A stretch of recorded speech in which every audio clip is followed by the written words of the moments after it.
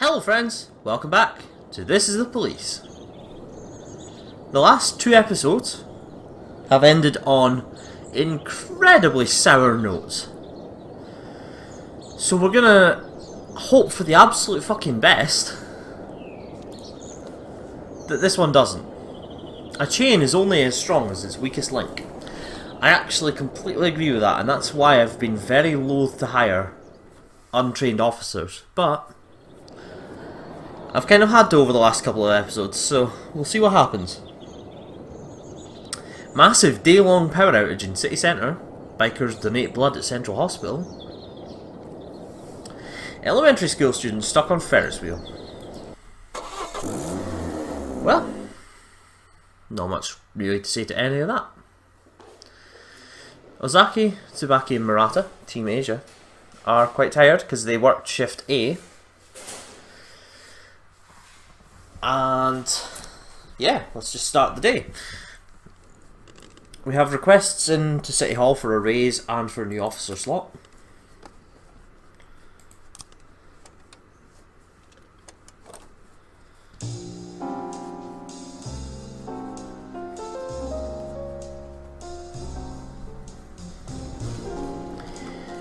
Oh Jesus, right. Funeral for Platonic, yeah. And Nordlander. Sad to see them go. Linda Purdy. Of course she passed her exam. She's a fucking hero. As was Chansavari Guy.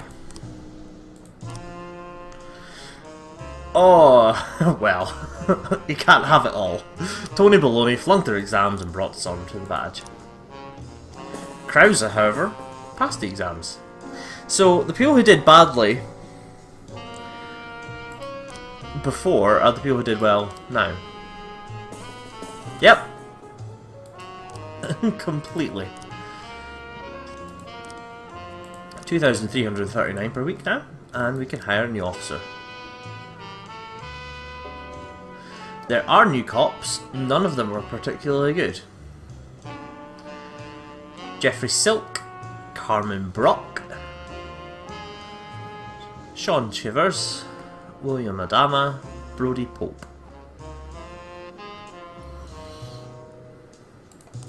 I'm not in any desperate need to hire a cop right now, so we're gonna wait and see if anyone better comes up on that front. Harassment at the Jimbaton Bakery. Right in front of the store, a strange man came around the corner and accosted a young woman as she left the bakery. The owner of the bakery thinks it could be the dentist. You've got to understand, he's scaring my customers.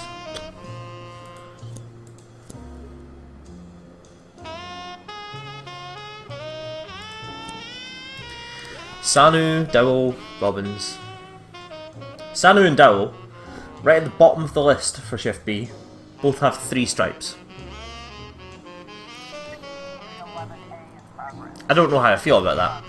A fight at the Freeburg Elementary School. Headmaster Rihanna Smith reports that 2 mothers were fighting right there in her office. She had called them in to discuss the behaviour of the children. It seems that Mrs. Kleinson often makes fun of the daughter of Mrs. Masters.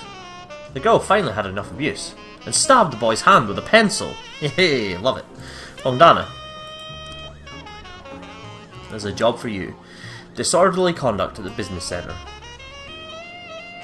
A man with 3 pit bulls entered the business centre. When local security warned him the dogs weren't permitted, he started threatening to let the dogs off their leash if anyone gives them trouble. Jesus. Van Kemp, I broke you up in the last episode. I'm very sorry about that. I'll get you back together. I wonder.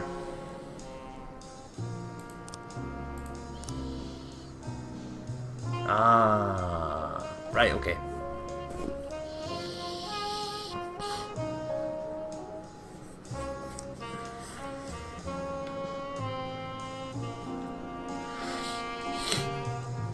Taking a risk here.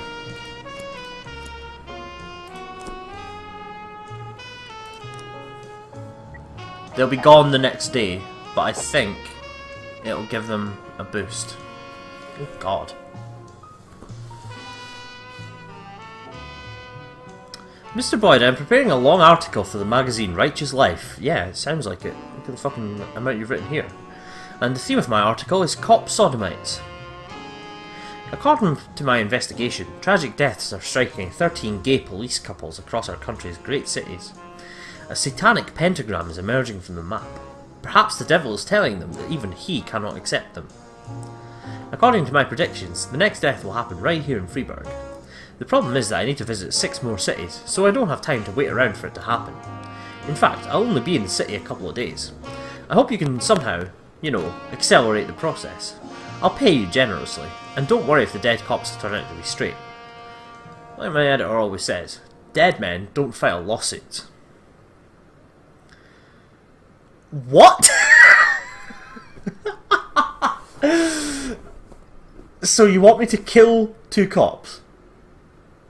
As long as they're male. Or female. But, crucially, they both have to be the same.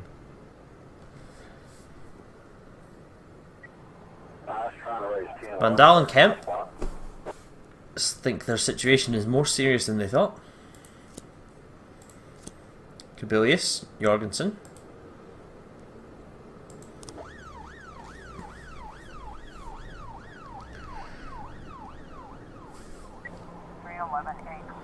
So, a report on the harassment. The man is actually the owner of a new bakery, and he was trying to lure away Jim Baton Bakery's customers. And Pongdana went and separated the fight, and did it well.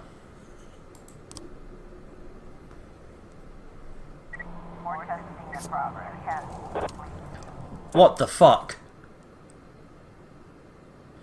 What the fuck? No.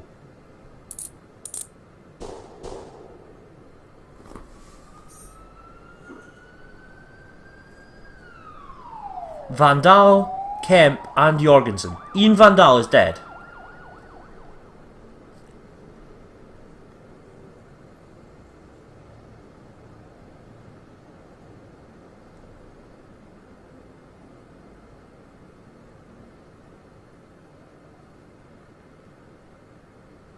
I'm sorry. What? Well, I guess Vandal and Jorgensen are a gay couple now.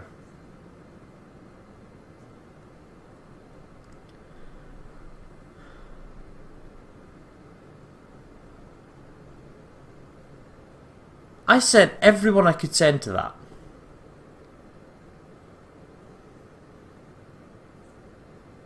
At no point did I send fewer officers than were asked for. It asked for 2 initially. I sent Vandal and Kemp.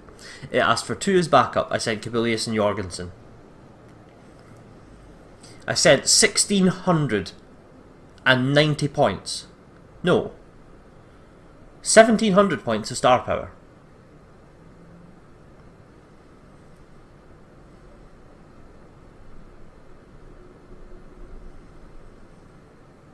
And now 3 of them are dead. The game is currently taking a shit on me.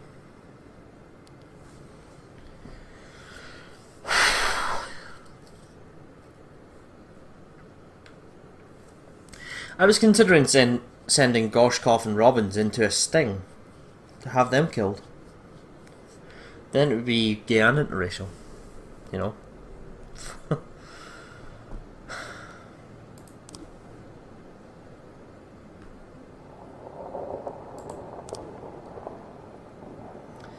Bill Buckler says some madman came onto his farm with a hatchet and started attacking the cows and other animals. Team Asia. Go to your deaths. Massacre at the hospital. We got an anonymous tip that the dentist broke into the women's clinic and is killing the patients. Don't even care.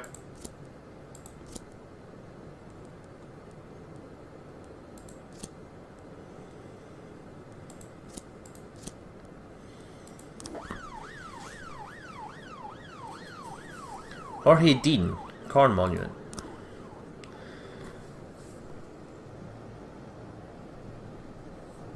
Mr. Boyd, I want to shoot a scene featuring one of the finest landmarks of your fair city, the Corn Monument. This is a public place, so please send 4 officers to assist. They'll keep any curious children at a reasonable distance and rein in the men and any protesting hypocrites, explaining that everything is being done according to the law. There's only one condition. The cops can't touch the actress. She's not just some kind of whore. What?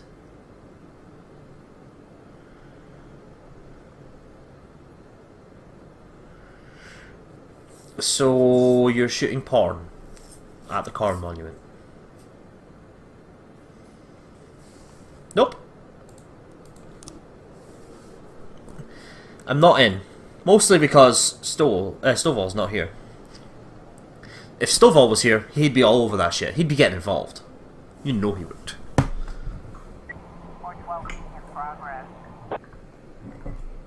Looks like we have a situation here. Animal abuse at the farm. Seeing the police, the intruder puts up his hands, but he's still holding the weapon. Slowly approach the offender, pistol at the ready, and knock the knife out of his hand. Calm down the cows and say everything will be alright. Try to put handcuffs on the suspect. Fuck it. We've already lost the officers today. We're fucking pulling out the guns. If we have an option to shoot someone today, we're fucking shooting someone.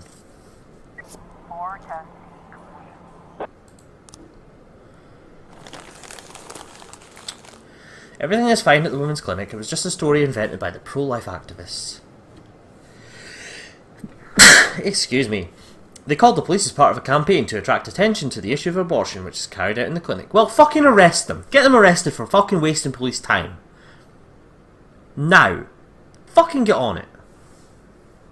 Bastards. Sorry, I'm very angry.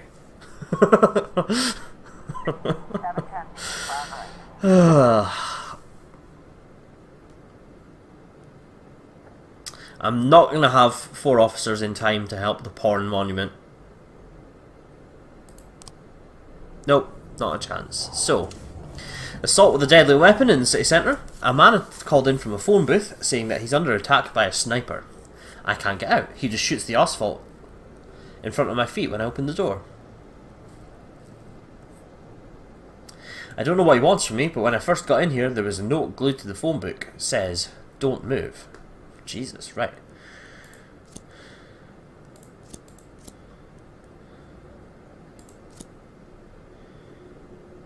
Sanu is Asian as well, he can go with.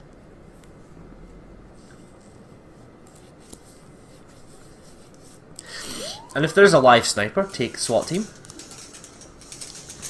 Hostage situation with a fatal casualty, Kevin's throat bar. An Elvis impersonation competition has been organised for several well-known local artists by Lindy Bryant, who volunteered to evaluate the contestants. According to the owner of the bar, this sorry excuse for an Elvis fan shouted rudely at some of the participants, saying they were nothing like the king. Then he saw the woman shout, "I knew you didn't die. Take me away with you. We'll live happily ever after." The bouncer threw the woman out on the street, but she grabbed a knife from her bag and stabbed him in the throat. Jesus. Then Ms. Bryant grabbed one of the impersonators and pulled him into a utility room.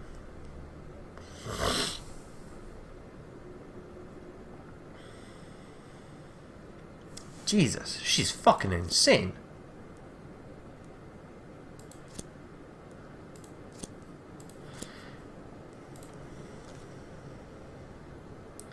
That'll do. 3 ranking officers and a paddy wagon. Surely, no one's gonna die here.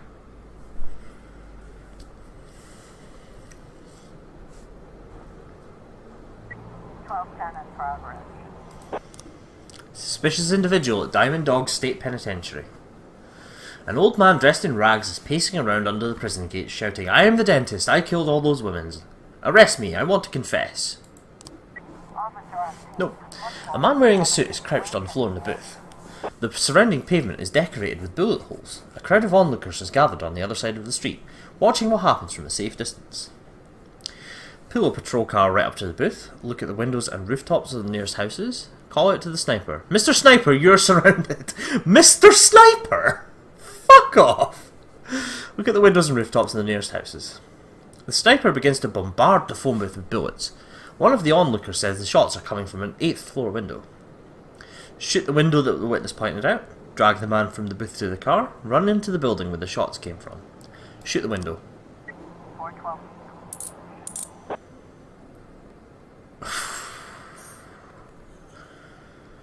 The Great Right and Honourable Team Asia, motherfucker. With added assist from Sanu, who is also Asian. His name is Yuji Sanu. He's Asian. Asian? Asian, yeah. A bunch of Elvis impersonators have gathered around the door. Everybody get back. This is the police. Let us through. Swing the nightstick around until people move out of the way.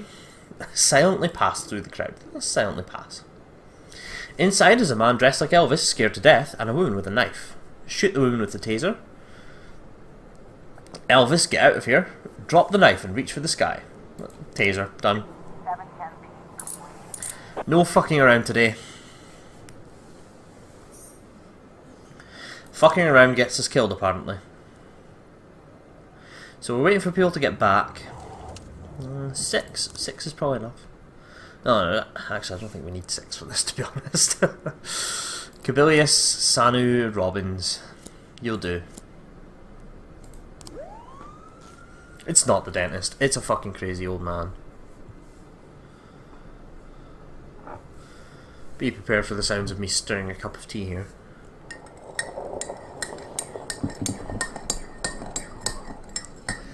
Isn't this a good sound to have on a video?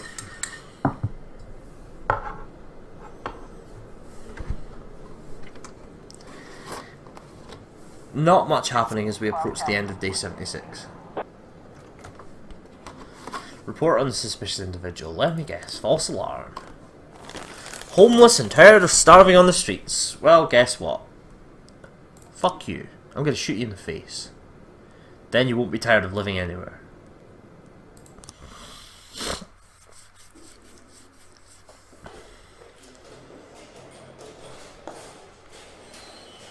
I don't know if we have to delay the paperwork on these guys. Let's do it. Delay the paperwork on Vandal. Kemp we can kill. And Jorgensen, delay the paperwork.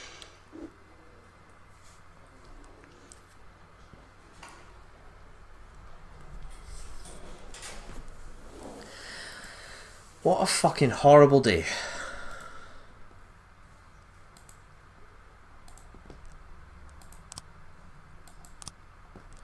I almost want to order Robbins to work tomorrow so he can meet Robbins.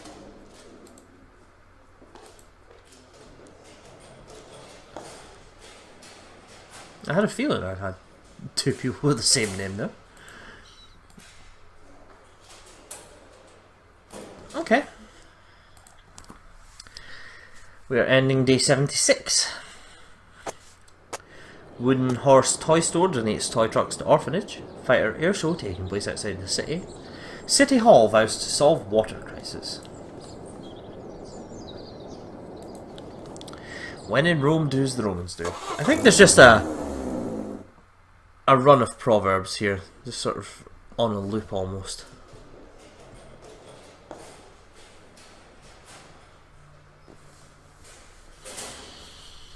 Shift A looks a little lopsided actually, but you know, we'll make it work.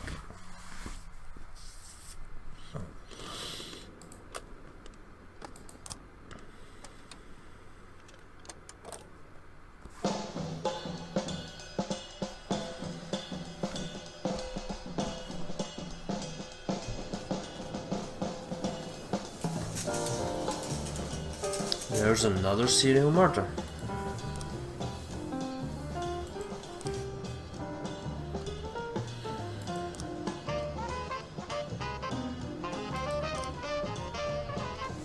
"45-year-old Maria Camila Solis, employee at City Hall, was found brutally murdered at her apartment.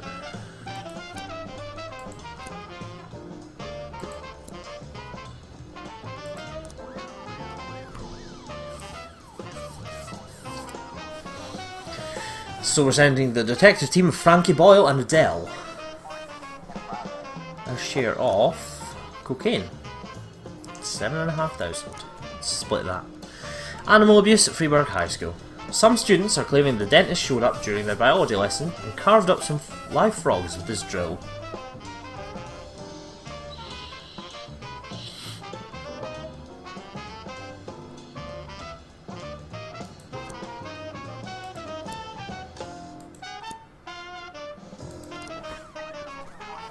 Public indecency at the University of Freeburg. We just received a call from a university lecturer who reports that a first-year student went right to the board during a lecture, took down his pants and defecated right in front of the entire class. Maybe it was some sort of hazing or a rite of passage. Maybe God Bomber's gonna solve it.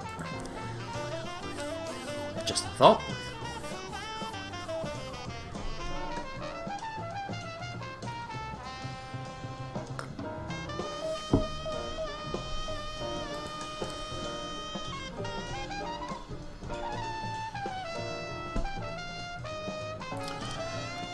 We have to give the frames to the feds.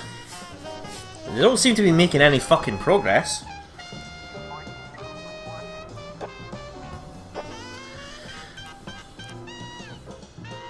Students wanted to cause trouble made up the whole story. Well, let's fucking whip them. How about that? Let's get a whip out, start cracking them around the fucking face with it.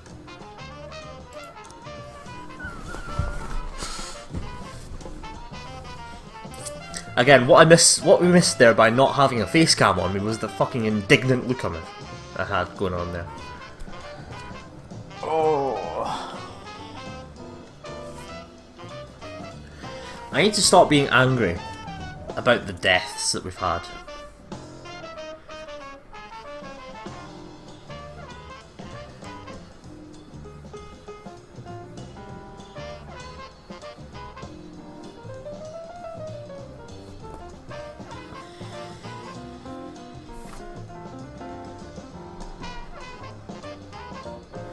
Well, this is all slowing down a little bit, isn't it? Hostage situation with a fatal casualty at Papa Carl's Pizza. Richard Lester, manager of Papa Carl's Pizzeria, reported that a deranged elderly man quarrelled with an employee because the line was too long. Unsatisfied, he pulled out a gun and shot the employee in the stomach. The other customers fell into a panic and made a break for the door, but he fired several shots into the air and ordered everyone to finish their meals.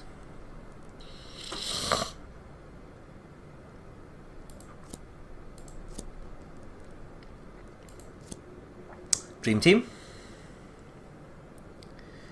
you get to take Grant and Beardsell and Charleston with you, along with the SWAT team and the paddy wagon.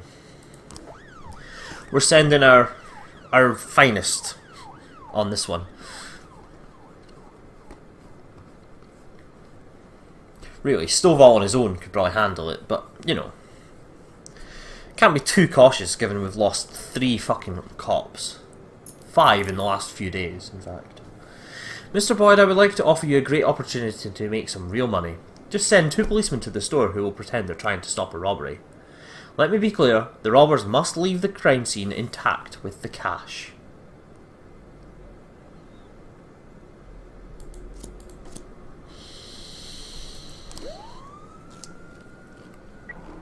Uh-oh, Geppetto.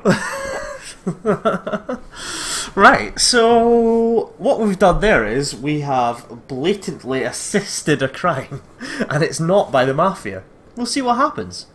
I get the feeling I'm about to lose 2 officers. Krauser and Guy. We'll see what happens though. There's a clear view from the street. The suspect is sitting at a table in the corner, quietly eating his pizza. There's a gun next to him. There are about a dozen other people in the restaurant. Wait until the suspect exits the restaurant, call the pizzeria and ask to speak to the man with the gun. Storm the pizzeria. Let's call.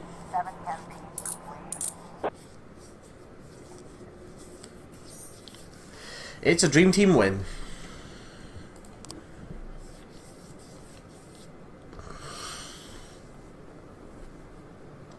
Krauser and Guy are about to die. It rhymes. It must be true.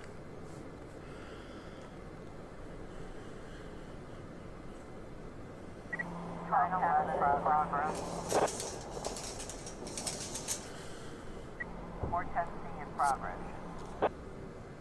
No? Oh. Boss, we felt like useless clowns out there and in front of eyewitnesses too. From now on, you can do your dirty work without us. Ouch. $25,000 though. Okay, theft in the suburbs. Shannon Waldrop arranged a reception at his home. Really? Shannon? Male? For his rich friends, about 30 people. Towards the end of the evening, when the servants began to take away the dishes, they noticed that about 10 silver cutlery items were missing. No one's left the house yet, so the thief is still there. Who gives a fuck?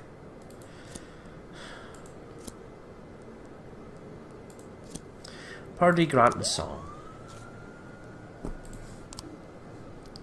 Massacre at the Wise Dragon restaurant. Several men dressed in camouflage entered the restaurant carrying large sports bags.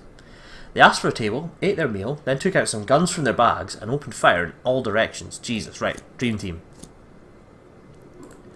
Take Simpson and God Bomber with you and take the SWAT team.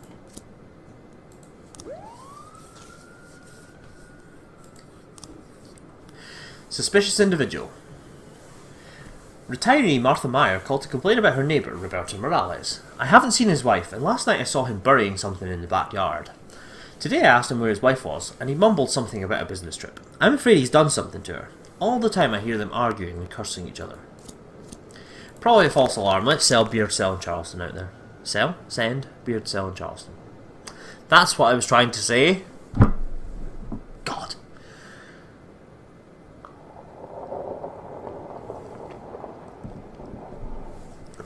Krause and Guy have come back. The massacre is more serious than they thought. I'm going to send you the backup we have. It's not great. The guests are eating dessert and talking about politics. Nobody's going home until we find the thief. Pick out the most suspicious looking man and beat him. Ask all the guests carrying a purse to go into a separate room. One man, outraged by the situation, jumps up and yells that he's too honourable and important to participate in such a circus. Search him. Taking advantage of the panic, one of the guests stands up and quietly moves towards the back door. Where do you think you're going? 9/11.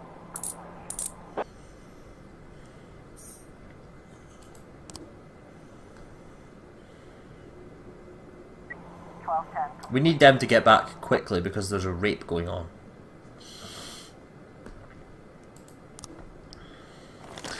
Good. Mr. Morales really is on a business trip, and Roberto was simply gardening and tending his roses.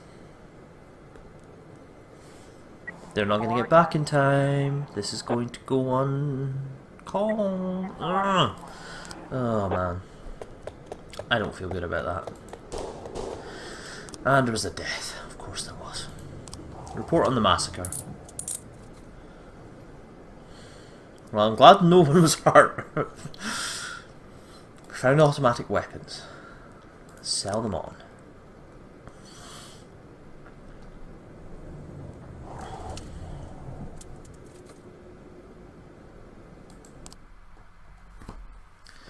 Well, the only bad that happened at the end of that episode was a civilian was killed.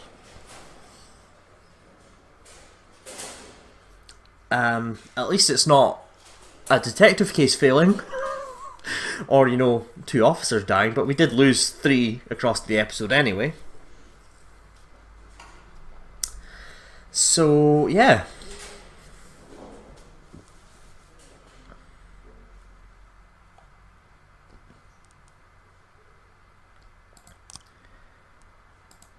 Order Stovall to work tomorrow. We can't have Stovall without Robbins. We just can't. It's immoral.